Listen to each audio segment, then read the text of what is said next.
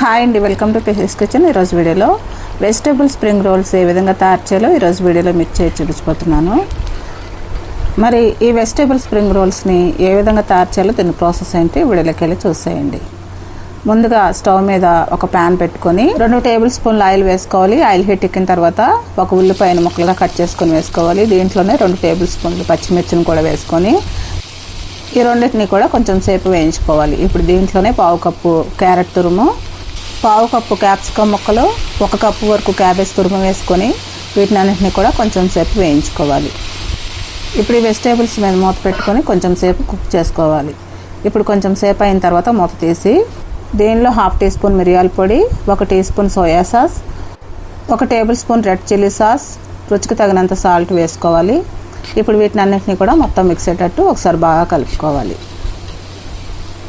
ఇప్పుడు ఈ vegetable spring రోల్స్లోకి stuffing ready అయిపోయిందండి. ఇప్పుడు స్టవ్ ఆఫ్ చేసేసుకొని ఇప్పుడు దీన్ని పక్కన పెట్టేసుకుందాం.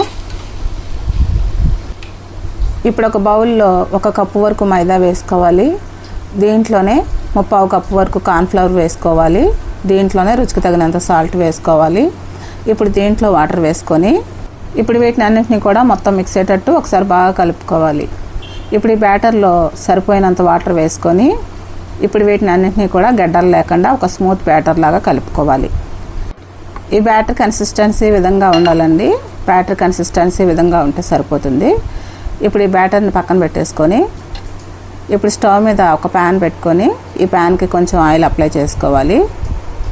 ఇప్పుడు మనం రెడీ చేసుకున్న పిండిని ఒక గరిటె వరకు వేసుకొని ప్యాన్ అంతా కూడా స్ప్రెడ్ చేసుకోవాలి. ఇప్పుడు ఈ స్ప్రింగ్ రోల్ షీట్ని 1 నిమిషం సేపు లో ఫ్లేమ్లో కుక్ చేసుకొని ఒక ప్లేట్లోకి తీసేసుకోవడమేనండి. మిగిలి ఉన్న స్ప్రింగ్ రోల్ షీట్స్ అన్నీ కూడా ఇదే విధంగా కుక్ చేసుకోవాలి. ఇప్పుడు ఒక బౌల్లో 2 టేబుల్ స్పూన్లు మైదా వేసుకోవాలి. దీంట్లోనే కొంచెం వాటర్ వేసుకొని ఇప్పుడు ఈ బ్యాటర్ని గడ్డలు లేకుండా బాగా కలుపుకోవాలి. ఇప్పుడు ఈ మైదా బ్యాటర్ని పక్కన పెట్టేసుకొని ఇప్పుడు మనం రెడీ చేసుకున్న ఈ స్ప్రింగ్ రోల్ షీట్స్ ఈ విధంగా తయారు చేసుకోవాలండి. ఇప్పుడు ఒక స్ప్రింగ్ రోల్ షీట్ తీసుకొని మనం రెడీ చేసుకున్న స్టఫింగ్ని సెంటర్లో ఒక 2 టేబుల్ స్పూన్లు పెట్టుకొని ఈ విధంగా ఫోల్డ్ చేసుకోవాలి. ఇప్పుడు మైదా బ్యాటర్ని కొంచెం బ్రష్తోని ఈ విధంగా అప్లై చేసుకోవాలి.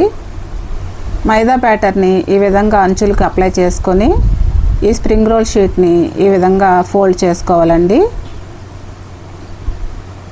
స్ప్రింగ్ రోల్ని నేను చూపిస్తున్నట్టు ఈ విధంగా ఫోల్డ్ చేసుకోవాలి. మనం చేసుకున్న స్ప్రింగ్ రోల్స్ అన్నీ కూడా ఈ విధంగా ప్రిపేర్ చేసుకొని ఇప్పుడు స్టవ్ మీద డీప్ ఫ్రైకి సరిపడా ఆయిల్ పెట్టుకొని బాగా మరిగించుకోవాలి.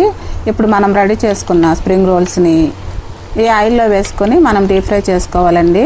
ఈ స్ప్రింగ్ రోల్స్ని మీడియం ఫ్లేమ్లో మంచి గోల్డెన్ బ్రౌన్ కలర్ వచ్చేంత వరకు ఈ స్ప్రింగ్ రోల్స్ని డీప్ ఫ్రై చేసుకోవాలండి. ఇప్పుడు ఈ స్ప్రింగ్ రోల్స్ మంచి గోల్డెన్ బ్రౌన్ కలర్లోకి వచ్చి బాగా ఫ్రై అయినాయండి. వీటిని తీసుకొని ఒక పక్కన పెట్టేసుకుందాం. మిగిలి ఉన్న వాటిని కూడా ఇదే విధంగా ఫ్రై చేసుకోవాలి. మరి ఈ స్ప్రింగ్ రోల్స్ని ఎంతో ఈజీగా టేస్టీగా తయారు చేయడం చూశారు కదా. మరి ఈ వీడియో మీకు నచ్చితే కనుక కమెంట్ రూపంలో తెలియచేయండి. మరిన్ని హెల్తీ రెసిపీస్ కోసం మన ఛానల్ సబ్స్క్రైబ్ చేసుకొని బెల్ ఐకాన్ ప్రెస్ చేయండి. Thanks for watching.